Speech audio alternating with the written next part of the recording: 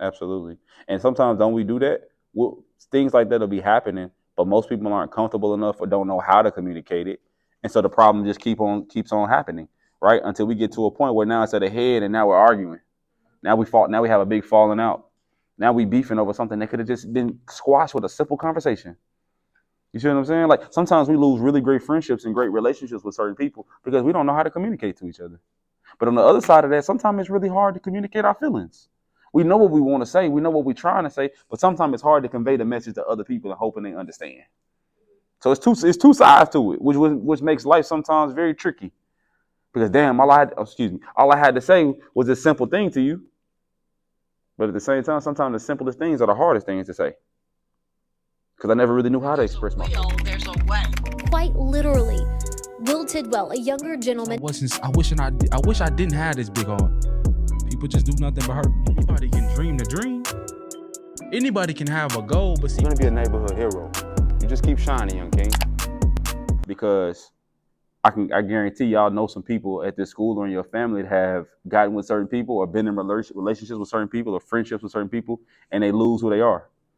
When they got into a relationship, they were a certain way. They were happy, they had a dream, they had a goal, there were things they wanted. But then it's like, dang, as soon as they start connecting to this certain person, they forget about those things. So that's kind of what I want to talk about today, all right? And y'all kind of heard me mention that last time. I think I said it in this class as well, where when a certain person asks to be in your life or want to be in a relationship with you or want to be a friend with you, don't tell them, if they ask you, what do you look for in a man? Or what do you look for in a you know, for all y'all are men, ladies in here, so what do you look for in a man?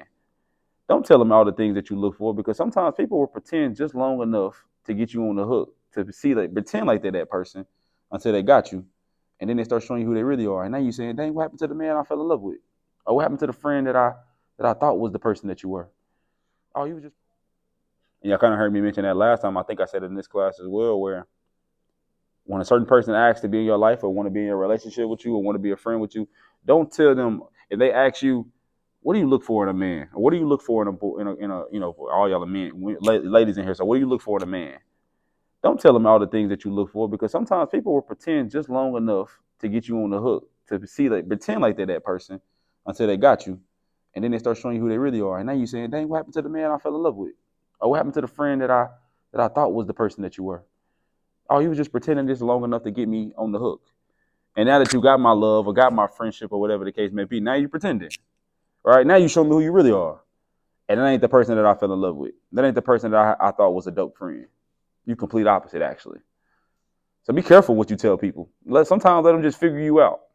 I ain't gonna tell you right. Like this girl I used to work with closely. Not a young man. Man came to me in tears almost one day, like just talking about how he come from a certain neighborhood, grew up a certain way, but he don't want to be that way. He wanted to be the kid that made the good grades. He wanted to be the kid that was a valedictorian. He wanted to be the kid that wanted to help his neighborhood instead of being a part of the problem in his neighborhood. But he was like, Zia, to be honest with you, I'm afraid that if I fully embrace who I truly want to be, I might end up losing some friends I've been having since I was 4 or 5 years old. They grew right next door to me or grew right across the street from me because they don't understand me. So think about how many people pretend to be something that they're not just to be able to call a certain person a friend or just to be in a relationship with a person. You so unhappy just to be able to call this person a friend? It ain't worth it. So too, how should the people in your life make you feel about you? In your own words.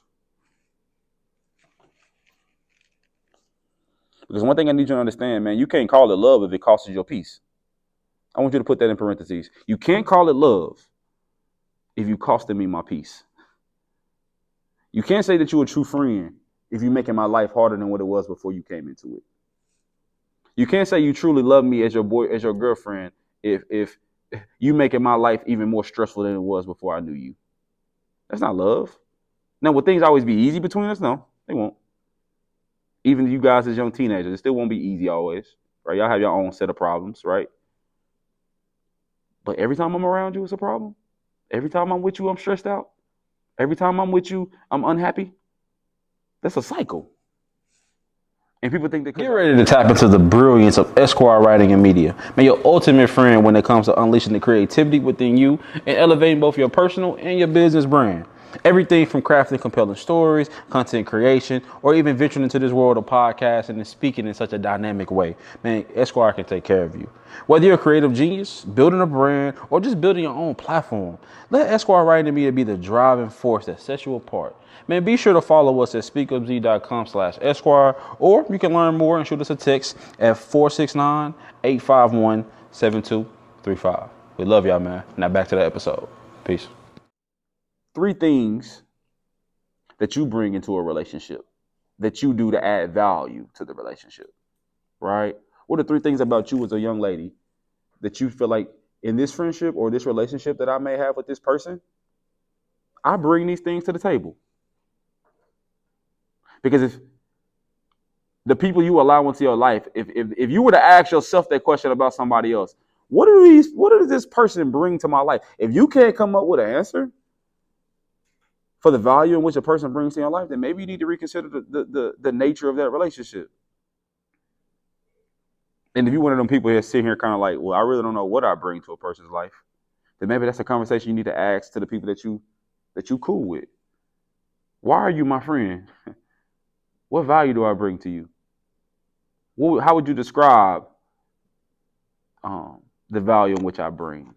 Do I bring any value to you? Do I help you at all? And you know what? If a person says no to all of those questions, then maybe you have to do some self-reflecting and think about, okay, what could I do to be a better friend? What could I do to be a better girlfriend? Because sometimes we're so quick to point the finger at everybody else and say what they could be doing better, but sometimes it's us. I got to be better. If a person wants to come into your life, sometimes you have to sit with yourself and say, okay, what are you bringing to my life?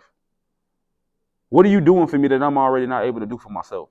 Because if you come into my life and I'm still having to do everything alone and I'm still having to do everything for myself, then what are you here for? You taking up space. Be yourself. Because that's the thing. A lot of times we think certain people are shy, or we think a lot of people don't talk a lot, but it's just that maybe they're not comfortable. But when you're around or you come into their life, you allow them to be able to be themselves and not be afraid of that. That's why a lot of people say to themselves, they only be honest. They're not always that shy, cryptic, secretive person. They just know that they can't show everybody who they are, because if I do, you're not going to understand me. You're going to judge me. You're going to talk about me when you don't even know who I am for real. You ain't even took the time to get to know me. When in reality, I could be one of the best friends you ever had if you allow me to be. I could help your life. Because a lot of the people that I grew up with, y'all, we had our team reunion last year. A lot of people I grew up with that was so popular and everybody wanted to be around and everybody liked, and the people that we didn't understand, that we judged and we made fun of, a lot of the times, those are the people that are doing really well now. They got the great careers. They got the families. They married already. I'm still single with a kid trying to figure it out. They got a house already. I'm in an apartment. They got it. Now, are they rich per se? Not necessarily, but they got a good life. Versus some of the people that everybody wanted to be around and everybody wanted to be, they still out here struggling, trying to figure it out. Kind of what we talked about last week. Don't know what they want to do with their life. Check the check. And it started making you realize, damn, what's really important? Is it trying to be liked by everybody? Or is it having a solid friend core of people that I call family and I call loved ones that'll help me make my life better? What really matters? Like, I know this one girl, y'all, man, she was so strong-headed, so bull-headed when I first met her, right? Like, she would never let anybody pick on her, right? I remember she got into a couple fights when we were in school. I mean, whooping girls, right? But then she got with this certain boy, and he putting his hands on her. And that's because he's so low on his intelligence scale when it comes to being able to express his emotions. He think hitting a woman is the answer because he's frustrated because he ain't getting his way. He's trying to be controlling. So the moment she says, no, I don't want to do that, or she don't agree with him, or she's not his yes man, he think putting his hands on her is the answer. And at first she was fighting back, right? She was fighting back, standing up for herself because she's that strong young lady.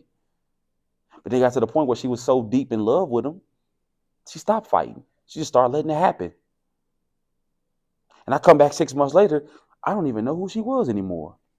She in my DMs crying and asking for advice and asking for help, asking how to get out of the situation. And I said, this can't be the same Kayla. This can't be the same girl I knew.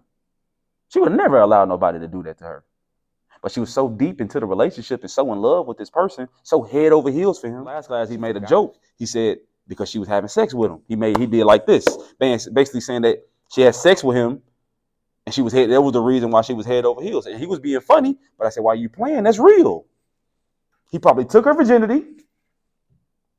And most girls, when they get their virginity to a boy, they head over heels for that boy.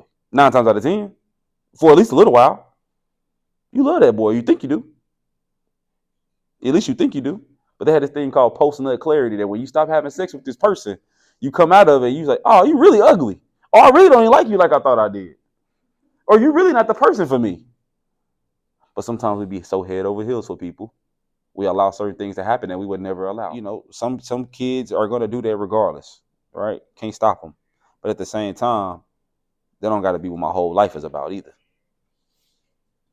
Because again, you get to a certain point, you start realizing, I want more from my relationship than just that. Because that wear off. How fine a person is wears off eventually, and you're going to need something more than just a physical connection with them.